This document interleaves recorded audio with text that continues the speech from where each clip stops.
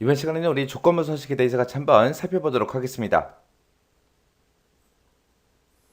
자, 조건부 서식이다라고 하게 되면 조건부 서식이라는 것은 말 그대로 서식을 집어넣긴 하는데 어디다가 어떤 것만 서식을 집어넣어라? 조건을 주고 그 조건에 만족하는 것들만 서식을 집어넣어라 그거예요.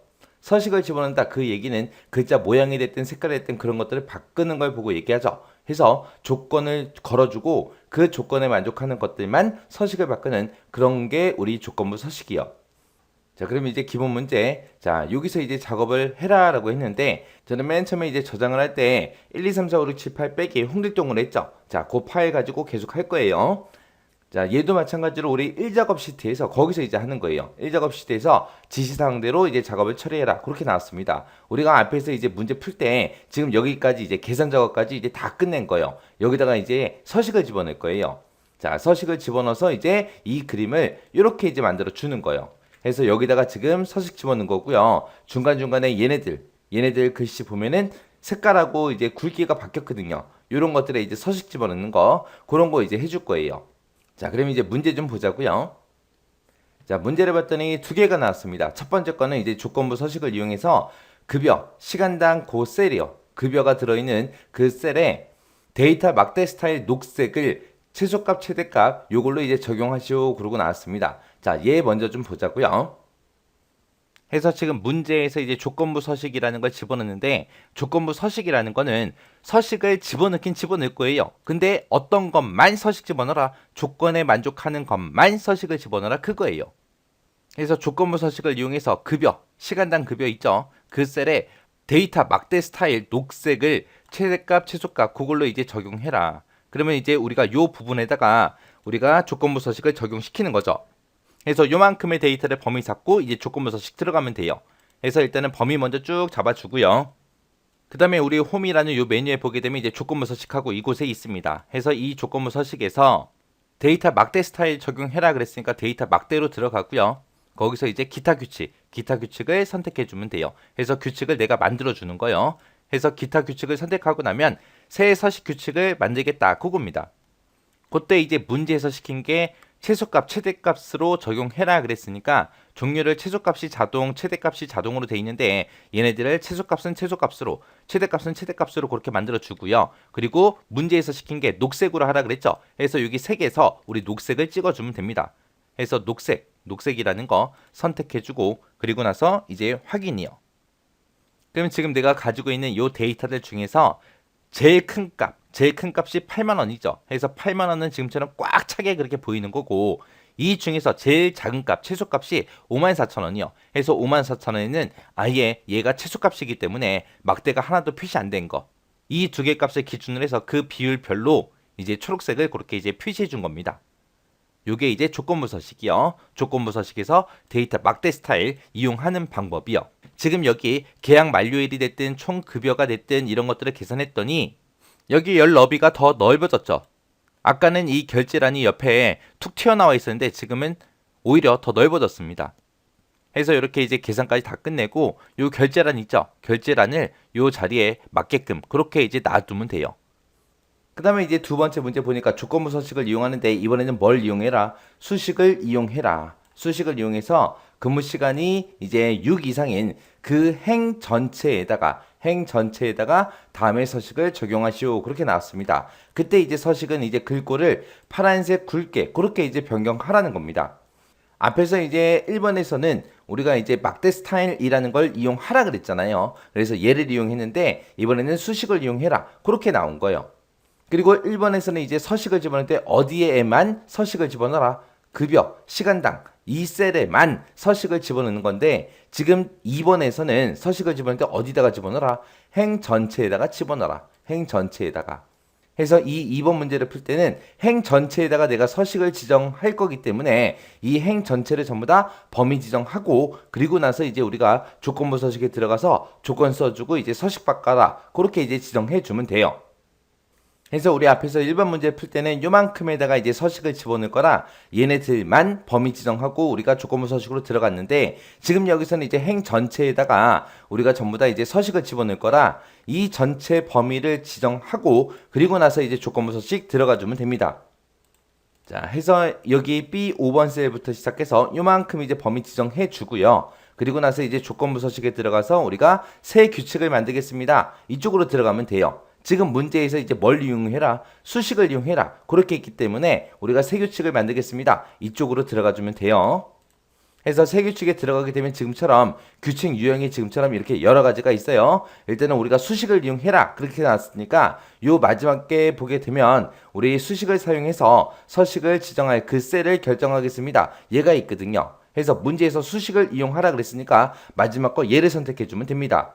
해서 마지막 거를 선택하고 나면 지금처럼 수식을 입력할 수 있는 그 칸이 나타나요. 그럼 여기다가 내가 직접 수식을 써주면 됩니다.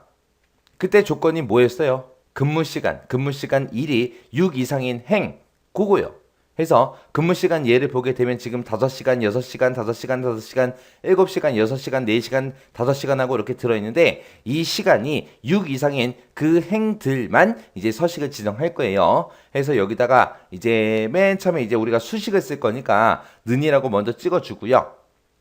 그리고 나서 이 근무시간 일이 들어있는 첫 번째 셀, 지금 요 셀이 되겠죠. 요 셀을 찍어주면 됩니다. 요 셀을 찍게 되면 지금처럼 앞뒤로 전부 다 달러가 붙어요. 그때 이제 우리가 키보드에서 맨 윗줄에 보게 되면 F1번부터 시작해서 F12번까지 그런 키들이 있는데 그 중에서 우리가 F4번을 눌러주면 돼요. 지금 이 상태에서 F4를 한번 누르게 되면 지금처럼 달러가 F라는 글자에서 빠져요. 그리고 5번 숫자 앞에만 달러가 있습니다. 그때 또 F4번을 한번 더 누르게 되면 이제 F라는 글자에만 달러가 붙고 숫자에서 빠져요. 또 한 번 더 누르게 되면 F5하고 달러가 전부 다 없어집니다. 그 상태에서 F4를 한 번 더 누르게 되면 전부 다 문자에도 숫자에도 전부 다 달러가 붙어요. 이렇게 이제 셀 주소를 찍어 놓고 달러가 나왔을 때 내가 지금처럼 F4번을 누르면 그렇게 이제 계속해서 달러 상태가 계속 변하는 거예요. 지금처럼. 그때 이제 우리가 행 전체에다가 이제 서식을 지정하기 위해서는 지금처럼 이렇게 F라는 그 글자 앞에만 달러가 붙게 만들어주면 돼요. 만약에 내가 여기 달러 붙어 있는 거 다 빼고 그냥 F5번 셀이다 라고 해서 이렇게만 쓰게 되면 조건부 서식이 엉뚱한 곳에 이제 전부 다 서식이 적용이 됩니다. 그래서 행 단위로 우리가 서식을 적용시키기 위해서는 어디다가 달러 붙인다? 문자 앞에만 붙이더라. 이렇게 해서 달러 F5라고 이렇게 써놓고 이 셀에 들어있는 값이 얼마 이상? 6 이상이요. 해서 크거나 같다 6하고 이렇게 작성해 주면 되는 겁니다. 이렇게 해놓고 이제 우리가 수식을 다 작성했으니까 서식을 변경해야죠. 서식 변경할 때는 여기 서식이라는 요 버튼 누르고 들어가면 되죠. 그래서 이 서식이라는 버튼을 땡 하고 누르게 되면 지금처럼 셀 서식 대화 상자가 떠요. 그 중에서 글꼴 우리도 지금 글꼴 바꿀 거죠. 글꼴은 글자색은 파란색 굵게 그렇게 할 겁니다. 해서 굵게는 여기 있고요. 글자색은 지금 여기서 이제 변경해 주면 돼요. 해서 굵게라는 거 먼저 선택해 주고 그 다음에 글자색은 파란색입니다 라고 해서 이렇게 색깔에다가 내가 마우스를 갖다 대게 되면 색깔 이름들이 다 나와요. 나오니까 정확하게 파랑 그렇게 써져 있는 거 선택해 주면 되겠죠. 그리고 나서 이제 아래쪽에 확인 버튼이요.